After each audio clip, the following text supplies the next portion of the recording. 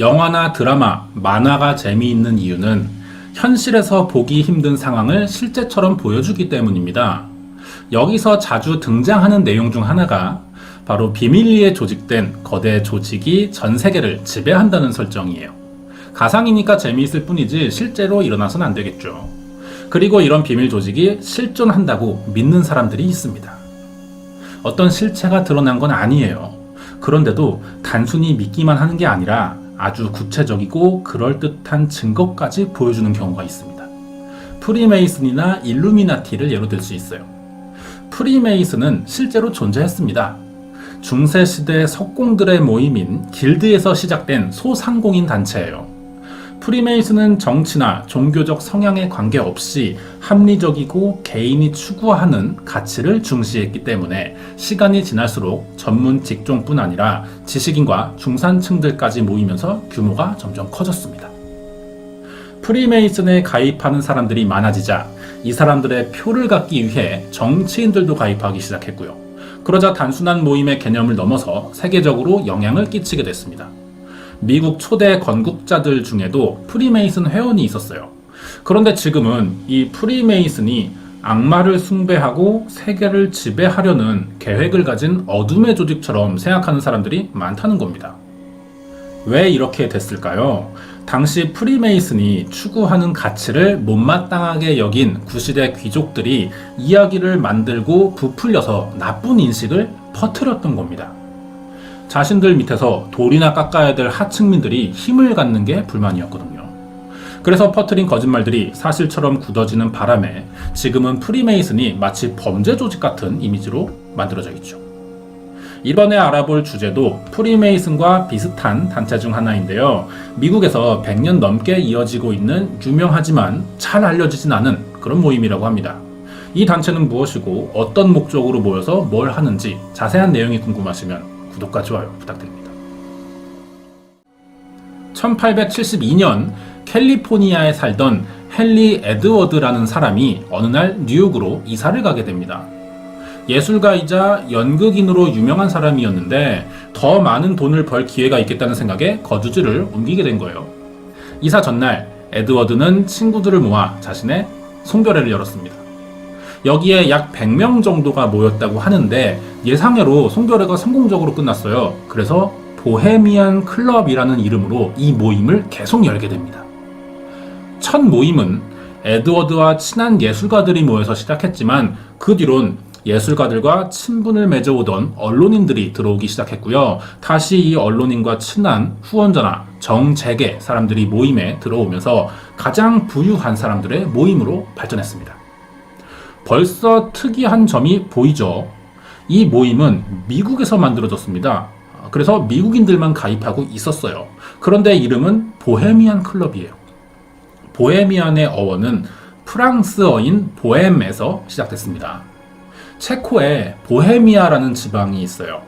여기에 집시라고 불리는 유랑민족들이 많이 살았는데 프랑스인들이 이 집시들을 보헤미안이라고 부르는 데서 유래가 된 말이죠. 지금은 자유분방한 스타일의 예술가들을 뜻하는 말로 사용되고 있습니다. 그러니까 보헤미안이라는 말은 미국과 전혀 상관이 없지만 이 모임을 처음 만든 에드워드가 연극인이고 초창기에 예술가들의 모임으로 시작됐다는 뜻에서 보헤미안 클럽이라고 이름을 지은 것 같아요. 이 모임은 매년 열릴 때마다 미국을 대표하는 사람들이 새로 들어오면서 최고 엘리트층의 사교 모임으로 자리 잡게 됩니다. 100년이 넘는 전통적인 행사가 되자 미국의 유명인이라면 누구나 가입하기를 원했죠. 여기서 두 번째 특이한 점이 보이는데요. 보헤미안 클럽은 남자들만 가입할 수 있다고 합니다. 여기 멤버가 되면 가족들을 데려올 수는 있어요. 하지만 일정 시간이 되면 다시 집으로 돌려보내야 하는 규칙이 있기 때문에 결국 미국의 유명 남성들만 들어올 수 있는 모임이란 겁니다. 그렇지만 돈이 많다고 해서 누구나 들어올 수 있는 모임은 또 아니에요.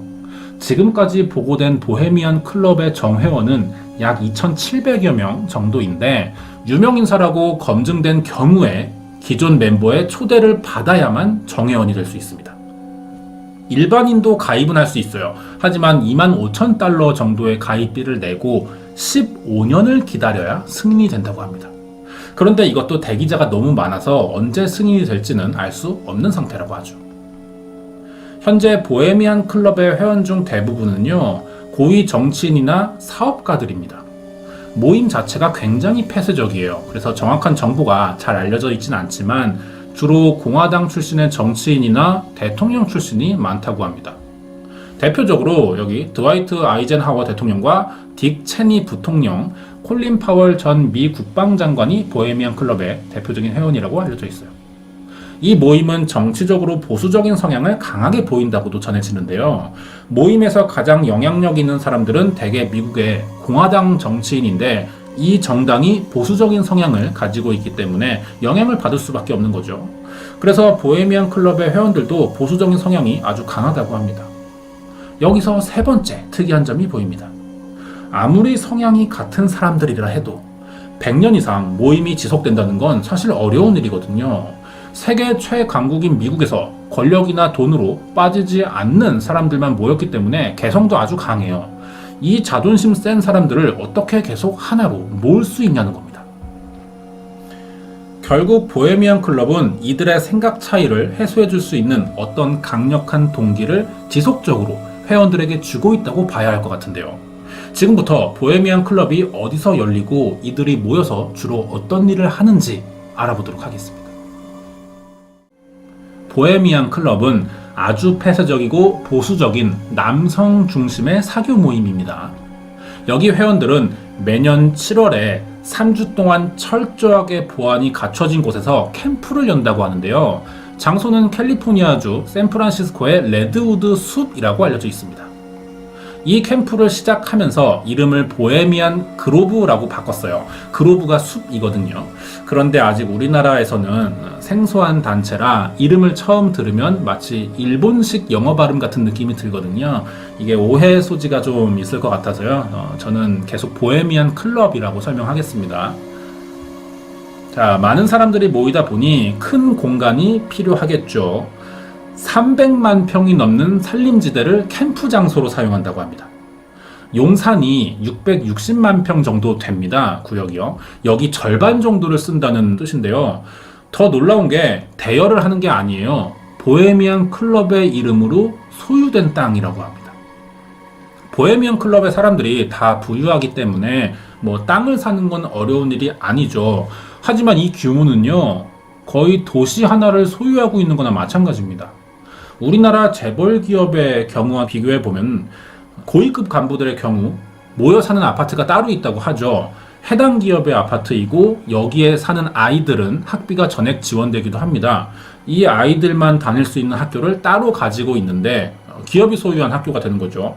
나중에 기업으로 들어올 아이들이 처음부터 여기서 배우기 시작하는 거예요. 한국인이지만 뭐 국적이 그 기업이라고 봐도 무방하게 키워지고 있거든요. 그렇게 관리가 됩니다. 국내 기업이 이 정도인데요. 그 이상의 미국 대기업가들 그리고 정치인들의 모임입니다. 차원이 다르다고 볼 수 있죠. 캠프라는 것도 말만 그렇죠. 텐트를 치고 이런 게 아닙니다. 숲속에 도시 하나가 지어져 있고요. 그럴 일은 뭐 없겠지만 규모 자체가 이미 미국으로부터 독립이 가능한 그런 정도를 갖췄다고 보시면 될 것 같습니다. 다음 사진은 숲 안에 있는 부엉이 상이에요. 보헤미안 클럽의 상징이 부엉이라고 합니다. 부엉이는 고대 이집트와 로마에서 지혜를 상징하는 존재로 신성시됐는데 주로 밤에 활동하는 부엉이의 습성처럼 어둠 속에서도 사리를 분별할 수 있고 어리석은 자를 계몽한다는 의미를 가지고 있죠. 보헤미안 클럽의 정회원의 가족이나 손님으로 온 친구들도 참석은 가능합니다. 하지만 오후 9시가 되면 모두 집으로 돌아가야 돼요. 그리고 밤이 되면 부엉이 조각상 앞에서 새로운 회원을 맞이하는 의식을 치른 뒤 조를 짜서 사회나 뭐 국제 문제에 대한 토론 아니면 예술품 평가, 경매들이 시작되고요. 분장이나 여장을 하고 춤추기 아니면 나무에 소변 보기 등 약간 이상한 행사들도 같이 이루어진다고 합니다. 오랫동안 이어지는 모임이라 회원들끼리 친목이 생기는 건 자연스러운 현상이겠죠. 그런데 이 모임의 아주 중요한 규칙 중 하나가 거미줄을 치려거든 이곳에 오지 마라 라고 합니다. 인맥을 쌓거나 뭐 친목도모를 굉장히 경계한다는 거죠. 하지만 실제로는 규칙과 다르게 여기서 많은 인맥 형성이 진행되고요. 미국 내에서 이루어지는 주요 정책들이 이 자리에서 비밀리에 결정되기도 합니다. 1967년 미국의 대통령 후보로 리처드 닉슨과 로널드 레이건 중에 누가 출마할지를 여기서 논의했다고도 알려져 있죠. 그리고 2차 세계대전이 진행 중이었던 1942년에 원자폭탄을 만드는 계획이 있었어요. 맨하탄 프로젝트라고 하는데, 그리고 원자폭탄 투하 계획이 여기서 세워지기도 했습니다. 미국의 최고위층 사람들만 모이다 보니까 비밀리에 정책을 결정하는 건 뭐 납득할 수 있습니다. 이렇게 보면 폐쇄적인 곳에서 진행되는 건전한 사교 모임 같은 느낌도 듭니다. 하지만 문제는요, 캠프 행사가 벌어지는 숲 근처에 사는 주민들이 이들에게서 수상한 여러 가지를 목격했다고 전해지고 있어요. 이 캠프를 오래전부터 봐온 주민들은요, 뭔가 이상하다는 것을 오래전부터 알고는 있었지만 여기 회원들이 권력 있는 사람들이다 보니 어떤 보복을 당할지도 모른다는 생각에 외부에 알리고 있지 않았다는 겁니다.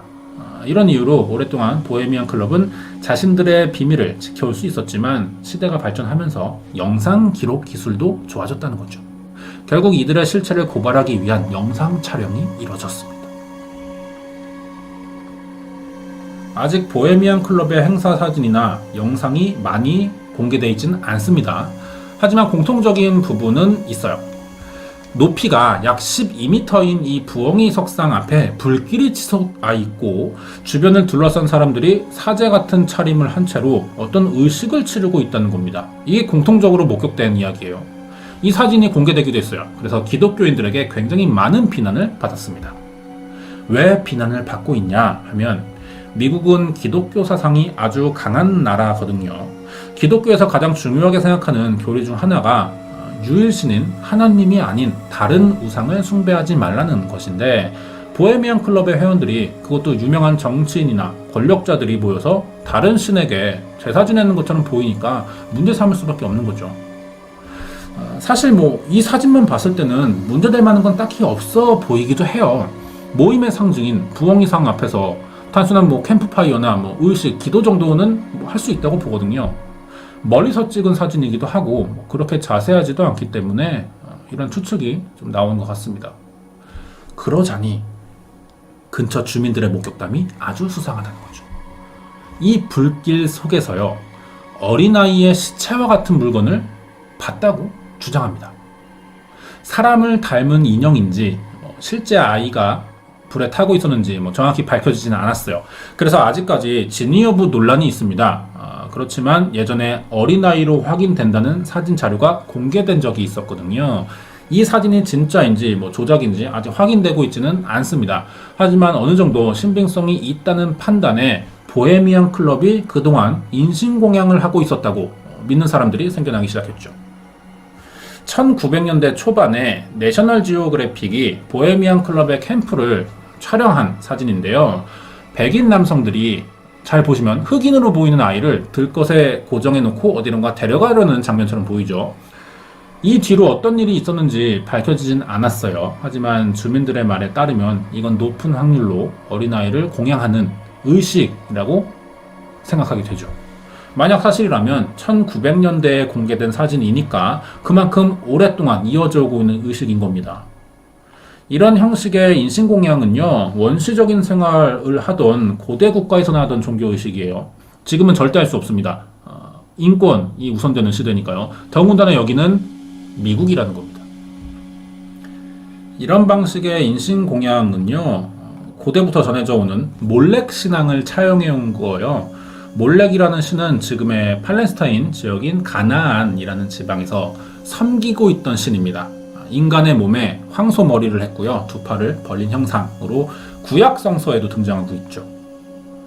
어린아이를 제단에 바친 뒤 공중에 불을 피워 제단으로 떨어지게 하면서 불태우는 아주 잔인한 풍습인데, 이 당시에는 성행하던 의식입니다. 성서에는 이스라엘 백성이 이 풍습을 따라할 경우 반드시 죽을 것이라고 경고하고 있어요. 그만큼 비윤리적인 행위죠. 당연히 고대 사회는 지금보다 윤리의식이 떨어졌습니다. 그렇기 때문에 그 당시에 이런 행동을 문제 삼는 사람은 없었겠죠. 그런데 내셔널 지오그래픽이 촬영한 사진처럼 20세기가 들어선 시대에 인신공양을 했다면 이거는 국제적인 문제가 될 겁니다. 아무리 종교의식이라고 해도 사람의 목숨을 함부로 뺏으면 법으로 처벌받아요. 보헤미안 클럽의 사람들이 이걸 모를 리도 없고요. 보헤미안 클럽은 많은 사람들이 관심을 가지는 것만큼 알려진 정보는 거의 없는 아주 폐쇄적인 비밀스러운 집단입니다.